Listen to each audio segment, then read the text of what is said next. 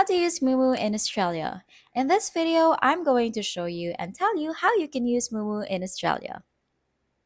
So to get started, Moomoo is a trading app that allows you to buy and sell stocks, ETFs, and other securities. First, download the Moomoo app from your app store and create an account. Once your account is set up, you'll need to verify your identity. Moomoo will ask for some basic documents like your ID to complete this process. Next, deposit funds into your trading account by linking your bank account. Moomoo offers several payment methods, including direct bank transfers. After your funds are deposited, you can search for stocks or ETFs to trade using the app's search bar.